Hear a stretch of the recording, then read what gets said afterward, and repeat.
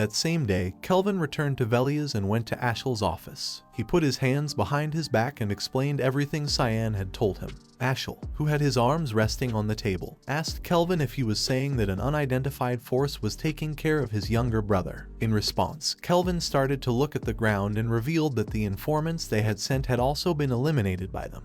Ashel interlaced his hands, began to stare intently at Kelvin with a serious look and asked him if that was all. Kelvin responded yes, and also apologized for the lack of information.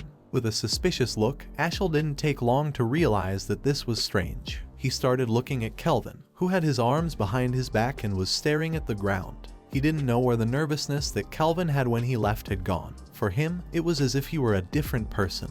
After thinking for several minutes, he closed his eyes and decided to ask Kelvin a question. Upon hearing this, he couldn't help but start sweating. With a surprised look, he thought this wasn't good. Ashel started to observe his attitude carefully and remained silent, thinking. Kelvin began to look at him, and it didn't take long for him to realize that this was a test, which meant that he was starting to doubt. Ashel finally asked the question. Kelvin decided to stay calm, clenched his fist tightly, hit it against his chest, bowed his head before him and responded that the blessing of Lumendal be with you. Although at first he simply remained silent, afterwards, he began to smile and thanked him for his response. Upon hearing this, Kelvin, who had his head bowed before him, started sweating even more, began looking at the ground with a gaze full of terror and thought that he had been discovered. Seeing this, with a smile, Ashel asked him not to misunderstand, as this was like a periodic ritual. While he had his head resting on his arms, Kelvin turned his back to him, and while he was walking away, with a worried look, decided that it would be better to be careful from now on, since once doubt arose, the situation would become irreversible.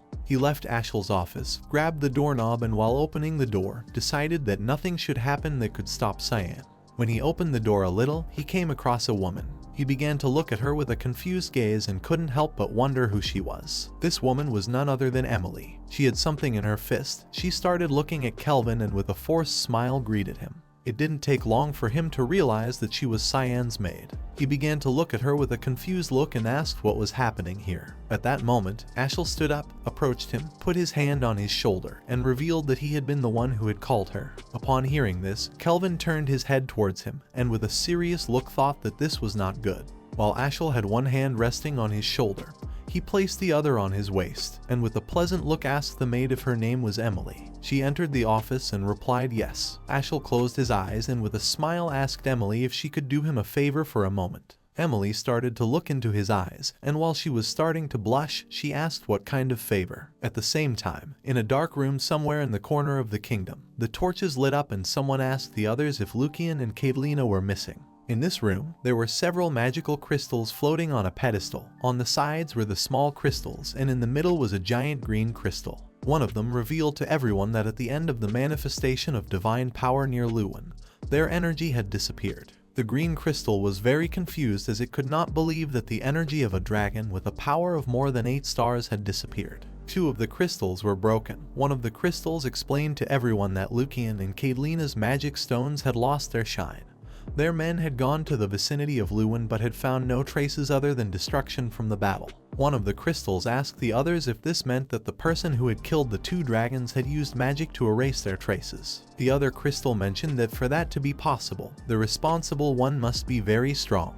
The green crystal realized that this meant there was a high probability that the culprit possessed the dark attribute.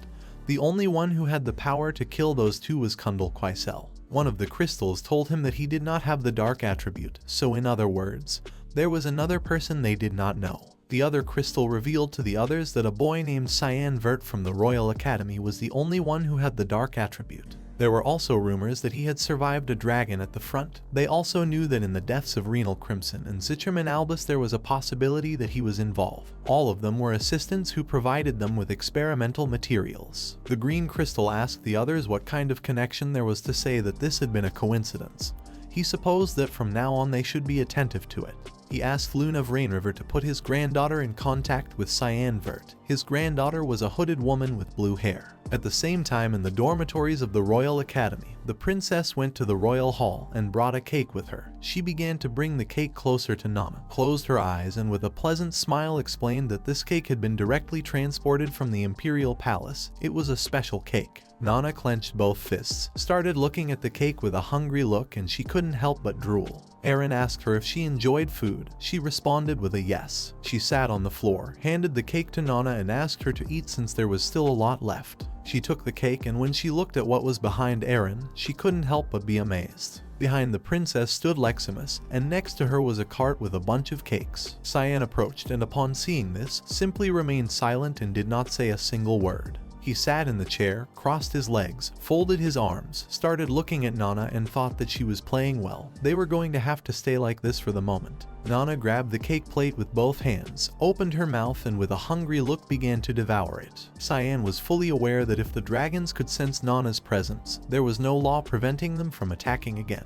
Upon seeing how Nana was eating, Leximus put her fist near her mouth, closed her eyes, and started laughing. Cyan wasn't going to let anyone touch what he had because he had decided to live this life completely for himself. He began to imagine his brother Ashel smiling. He swore to completely destroy that bastard's plan. The Princess Erin turned her head back, and upon seeing what was happening, she couldn't help but be somewhat surprised. Cyan, who had his arms crossed, started looking up at the ceiling and couldn't help but start to smile. Seeing that he looked happy, she asked him if something good had happened. Cyan started to smile and explained to her that suddenly he had thought of something pleasant. The next day in the garden of the Vert mansion, a meeting took place. The white-haired man was the first prince, named Lionel Severus. He placed one hand on the table, began to look at Ashel with a pleasant gaze, and praised him for looking good. Ashel was wearing an elegant and beautiful suit. He closed his eyes and with a smile addressed Severus as Majesty and thanked him. Severus started looking to one side and remained silent. He crossed his arms, and while looking at the table, asked Ashel how long he planned to rot in these outskirts. He had heard that Alice had gone to explore the continent. Ashel closed his eyes and with a smile explained to him that even if that was the case, he was worried. Severus rested his head on his hand, started looking at him, and with a smile asked him if he wasn't worried that someday Alice could become a threat to him. Upon hearing this, Ashel opened his eyes and with a serious look told Severus that what he was saying was something dangerous. A waiter approached the table, and while he was pouring wine into Severus's glass, he started to look at the glass and asked him if there was something they couldn't say to each other. He also asked if he had a younger brother named Cyan Vert. While the waiter was pouring wine into the glass, Severus revealed that his father was very interested. He was thinking of betrothing Cyan to Aaron. He took the wine glass, started staring intently at Ashel with a serious look, and asked why they were protecting a child with a shell that was useless. Upon hearing this, Ashel began to stare intently at Severus and with a smile asked him not to be impatient, since as Cyan would start receiving attention and gaining influence, he would become useful. Severus approached the wine glass, prepared to take a sip, and upon hearing this, he couldn't help but feel relieved and began to smile. The waiter brought the wine called Premier to Ashel and asked if he wanted some. He started looking at the bottle of wine and realized that it was a drink he had not seen before. Severus turned his head towards the waiter and with a smile explained to him that this was a jewel he had discovered while he had been wandering through the slums. Ashel began to stare at the waiter with a serious look and remained silent. It didn't take long for him to realize that he had found the finest jewel. The waiter, who was holding the wine bottle with his hand, closed his eyes and with a pleasant smile introduced himself as Boris Lehelm.